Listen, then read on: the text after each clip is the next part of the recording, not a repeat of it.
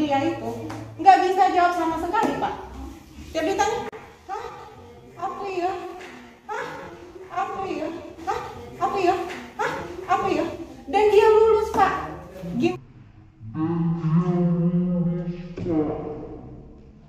Gimana kami ini nggak sakit hati, Pak. Jadi kalau misalnya salah satu di antara yang 3 tadi yang lulus, Pak, aku nggak kecil hati, Pak. Oh, memang aku mungkin ada penilaian yang lain yang mungkin berlebih di antara mereka mungkin.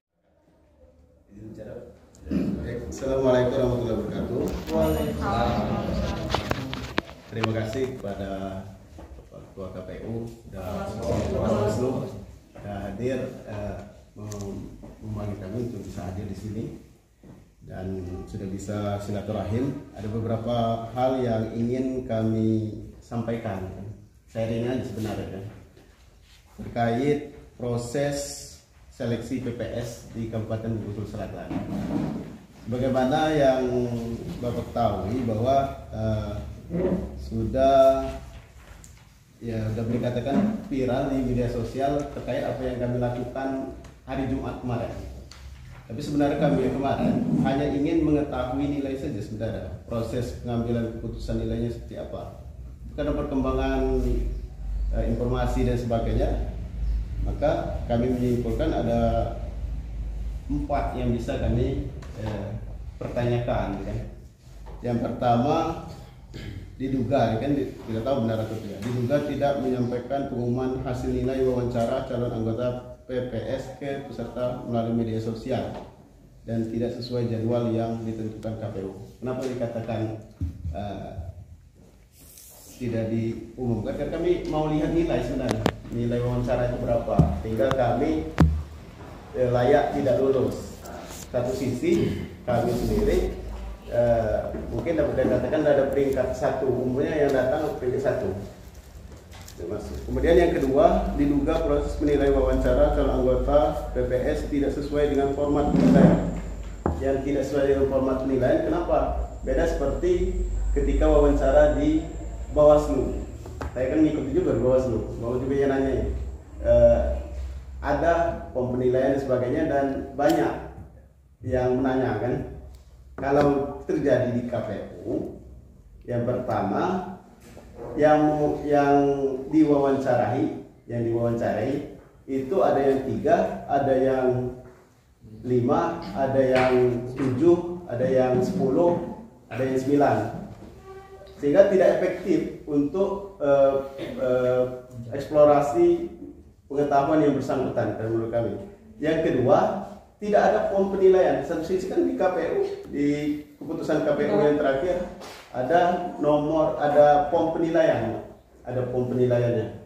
Nah, dari mana dapat nilai itu yang mungkin dapat dipertanyakan? Yang pertama, mungkin kawan-kawan yang lain nanti akan nambahkan kondisi real ketika proses wawancara itu dan timbul nilai tidak lulus itu kan seperti apa? Itu yang pertama. Yang kedua, kemudian yang 3, Pak, diduga terjadi nepotisme perekrutan PPS dan tidak mempertimbangkan hasil seleksi CAT dan seterusnya. Sebagai contoh, kan, sini saya buatkan contoh yang terjadi di Kelurahan Padang Kapuk. Ada yang diluluskan itu adalah suami dari Kasubag di KPU. Tidak tahu boleh atau tidak, kan? Nah, boleh atau tidaknya tidak tahu saya, kan. Kami menduga kalau misalnya tidak boleh, yaitu bagian dari temuan sebagai bentuk nepotisme, mementingkan keluarga. Kemudian yang keempat, yang terakhir, diduga terjadi tidak terpenuhinya keterwakilan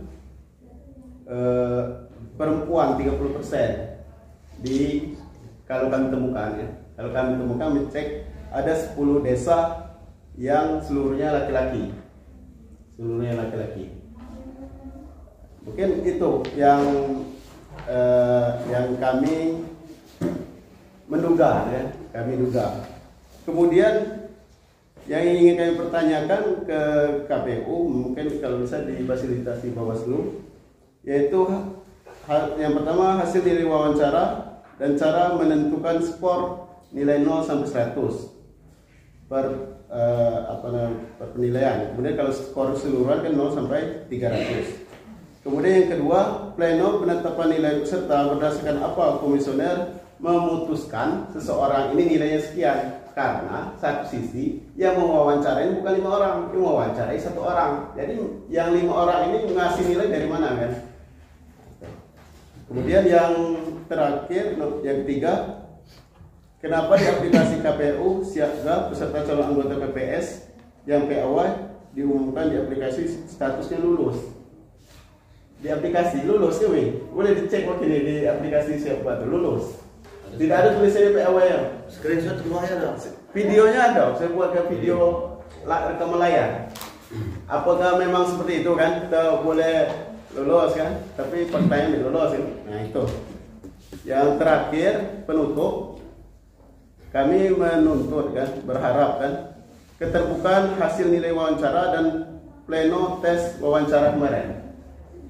Meminta itu. Kemudian yang kedua ini sebenarnya jika terbukti oknum KPU Bengkulu Selatan melanggar aturan undang-undang terutama Undang-Undang Nomor 7 Tahun 2017 PKPU dan kode etik, maka kami meminta Bawaslu Bengkulu Selatan atau DKPP membatalkan hasil rapat pleno KPU Bengkulu Selatan. Itu harapan kami ya. Tapi kalau memang sudah prosedurnya ya silakan, alhamdulillah ya. Tapi ya itu masih jadi tanda tanya kan. Mungkin itu yang dapat saya sampaikan mewakili kawan-kawan. Kalau ada yang ingin ditanya atau ada yang mau menambahkan silakan. Assalamualaikum warahmatullahi wabarakatuh. Waalaikumsalam. Itu dulu. Cukup kan? Menambahkan apa nama itu kondisi wawancara itu kan tiap orang itu beda. Nah itu kita tunggu jawaban itu baru kami nanggapi.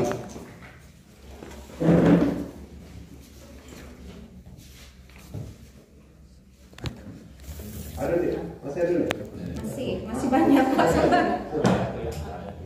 Di situ saya membuat perbandingan Pak.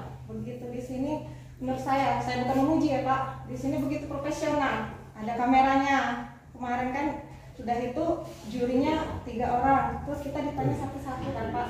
Terus menurut saya kita tuh dieksplor dari awal. Kita ditanya disuruh ceritakan tentang Anda, terus ditanya apa motivasi kita, terus kita ditanya visi dan misi, terus tugas tanggung jawab sama wewenang Pak ya. Terus ditanya tentang pengetahuan kewilayahan kemarin. Menurut saya sampai di satu titik saya kewalahan menghadapi pertanyaan Bapak. Benar-benar otak saya tuh diperas menurut saya. Jadi saya merasa walaupun saya kalah saat itu, saya nggak kecil hati karena mungkin memang saya tidak semampu itu.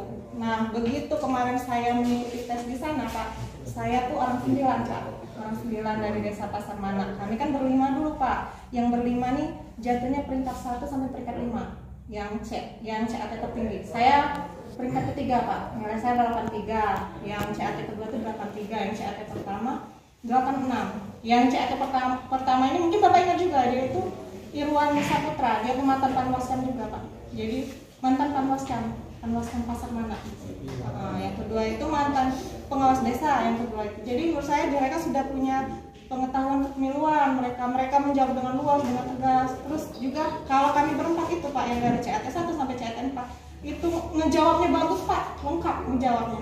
Jadi misalnya kalau kami berempat, ya, salah satu dari kami berempat yang terpilih mungkin nggak kecil hati Pak. Memang istilahnya memang ini nih punya kemampuan, iya. Udah itu juga punya pengalaman Pak.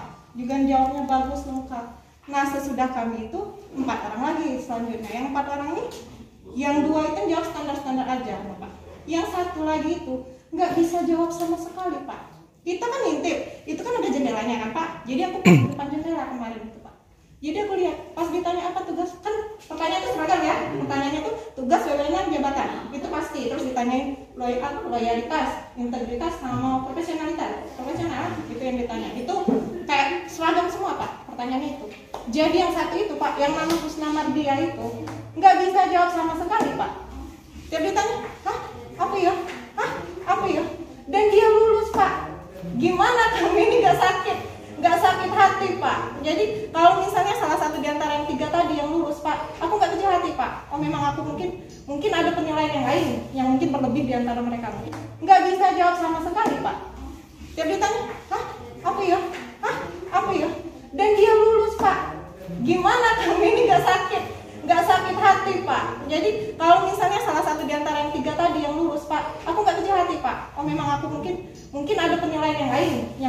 lebih di antara mereka. Mungkin oh ini karena dia udah memang dia tuh mantan Pambascan, artinya dia tuh jam terbangnya lebih tinggi Pak. Saya kan cuma sekedar ini panitia BPD sama Pilkades, mungkin dia lebih ini kan, lebih rendah ininya.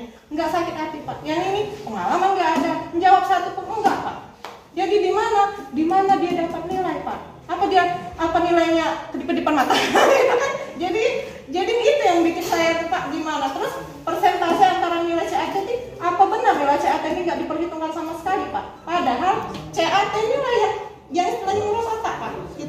Kita tuh sampai sebulanan menghafal, kita buka ini sampai malam kadang-kadang kita ngapalin itu. Masa nggak ada penghargaan Pak? Berapa sih persentasenya CAT sama wawancara? Terus wawancaranya nilainya mana Pak? Nggak disebutkan nilainya. Jadi gini lah Pak, saya merasa ini nggak sah. Wawancara itu nggak sah karena pertama nggak ada nilainya. Terus juga waktu Bapak itu wawancarai kami, mereka nggak sama sekali nggak nulis Pak. Yang kami yang berlima itu ya Pak ya, saya nggak tahu yang lain. Mereka sama sekali nggak nulis, dia cuma buka dokumen aja, buka ini, buka yang ini, buka. Udah sambil nanya tuh nggak dilihat. Kami tuh nggak terlalu dilihat, cuman buka-buka ini kayak sosibu itu Pak. Nggak terlalu, istilahnya mungkin kalau saya menganggap itu tuh cuma formalitas saja Pak. Udah, jam ininya juga, jamnya juga cuma ada 10 menit, 15 menit untuk sebanyak itu orang. Nggak bisa Pak nilai orang dalam waktu 15 menit. Iya kan Pak? Belum bisa Pak, cuma 2-3 pertanyaan terus bisa menentukan orang ini kompeten, orang ini bisa. Jadi gimana kami itu nggak jadinya percaya atau nggak percaya dengan keadaan seperti ini Pak? Mungkin itu Pak.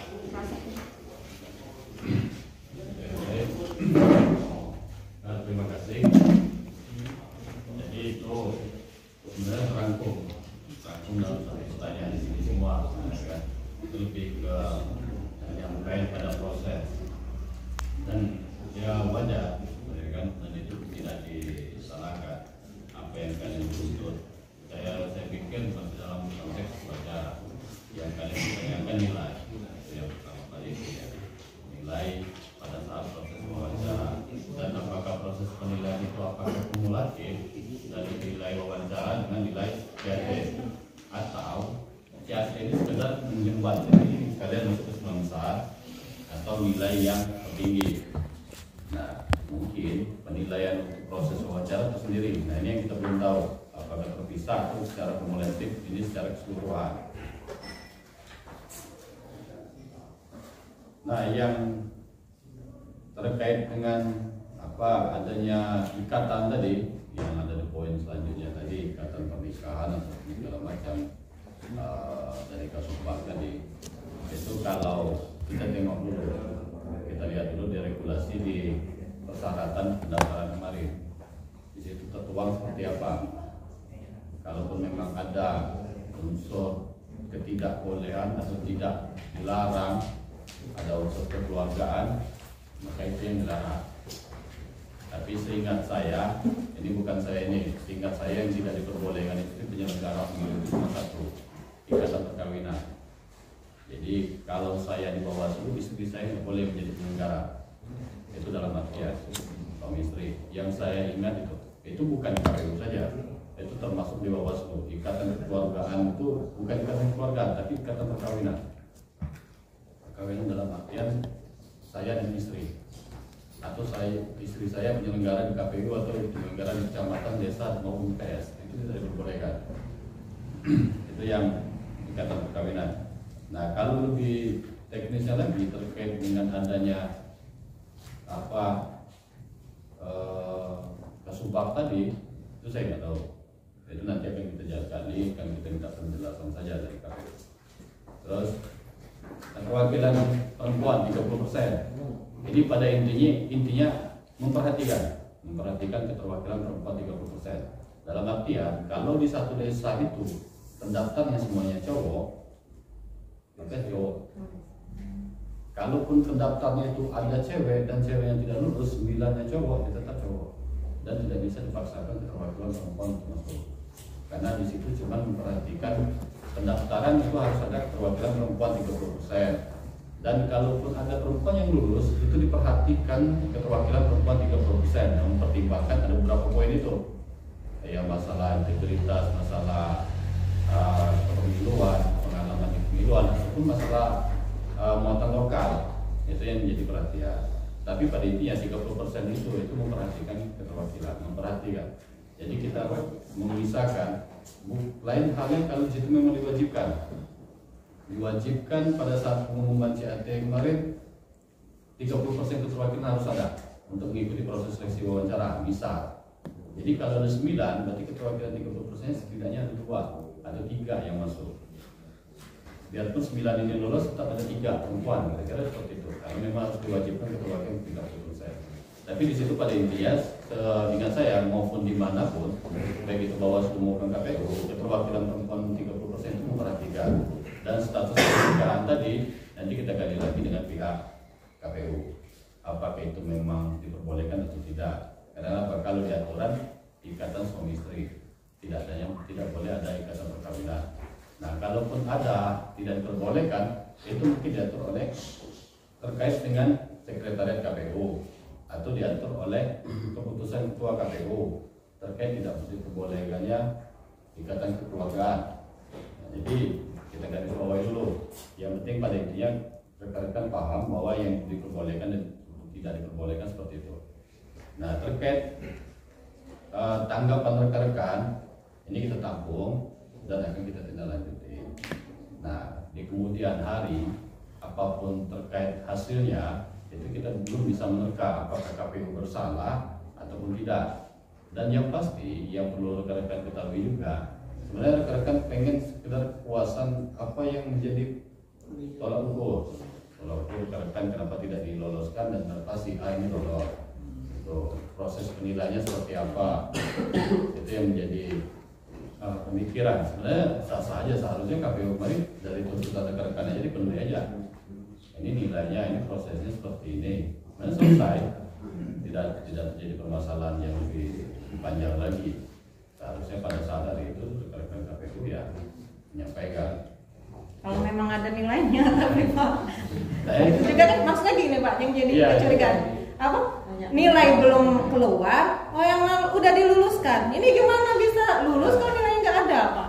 Itu kan teknis. Jadi misalnya dia nggak bisa jelaskan, ya menurut saya itu nggak sah Pak, ya kan? Ya itu kan teknisnya dari mereka kan seperti apa kan. Yang pasti kecurigaan dari rekan-rekan, dugaan dari rekan-rekan juga akan kita tampung, akan kita pertanyakan dengan KPU dan semoga maksud saya kami bisa mewakili teman-teman sekalian dalam hal pertanyaan yang ingin disampaikan dan apa yang akan kita sampaikan dengan KPU. Ya mungkin kita gali lagi prosesnya seperti apa dan ini seperti apa. Nah, tinggal ada beberapa hal yang ingin saya sampaikan pada rekan-rekan. Apakah ini akan dijadikan sebuah laporan atau seperti apa?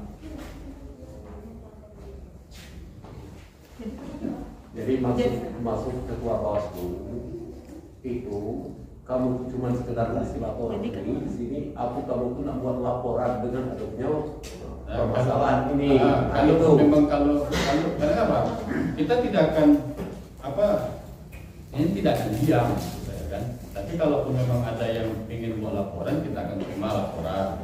Nah, tapi kalau rekan-rekan sharing dengan kita dan menyampaikan ini saya anggap sebuah pernyataan atau aspirasi rekan-rekan sekalian, dan itu tetap akan kita lanjuti, tetap kita akan kita lanjuti dan akan kita proses, tapi bukan dalam bentuk laporan. Itu. Bikin laporan. Bikin laporan. Itu kalaupun memang mau bikin laporan, itu tadi saya perlu garis bawahi harus ada dilengkapi, baik itu lapor, saksi, barang bukti itu harus ada. Nah, keterangan saksi ini yang harus kita siapkan dan ada format yang harus diisi itu.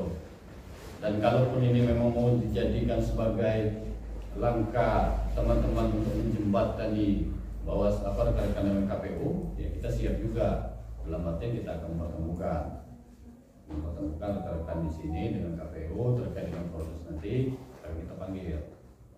Apakah KPU menjelaskan dengan rekan-rekan seperti apa nanti prosesnya dari KPU. Tapi kita akan menjembati, akan kita fasilitasi dalam artian. Rekan-rekan sekalian, pilihannya dari rekan-rekan. Nah, kalau mau menunggu kita proses. Tetap kita proses dan kita akan jembatkan, kita akan terbuka, kita akan fasilitasi. Nah, yang mana yang mau tidak?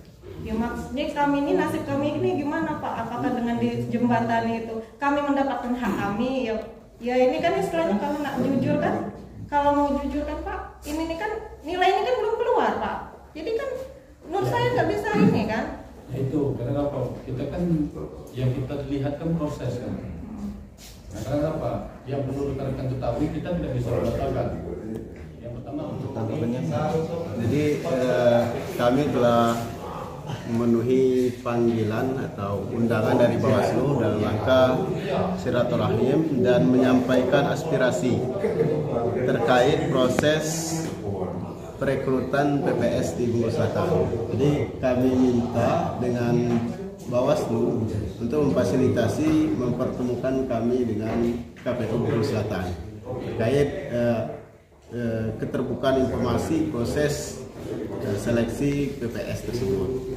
Dan kalaupun misalnya ada yang janggal mungkin dilanjutkan ke pelaporan. Tapi kalau untuk pelaporan butuh bimbingan dari Bawaslu dan masyarakat yang mengerti hukum terhadap format laporan. Kami sebagai masyarakat biasa yang tidak terlalu mengerti hukum dan sebagainya, ya tidak bisa langsung untuk menyampaikan laporan. Kan itu. Jadi untuk laporannya kita menunggu dari hasil pertemuan dengan Bawaslu, KPU dengan calon PPS mana? Ya, jadi untuk laporan kami ingin bertemu dulu dengan KPU Kabupaten Bungkul Selatan. Nanti kita tahu tindak lanjutnya seperti apa. Jadi dengan Bapak siapa? Engki. Dari desa? Dari desa Lubuk Seri Ilir, Kecamatan Manak. Oke.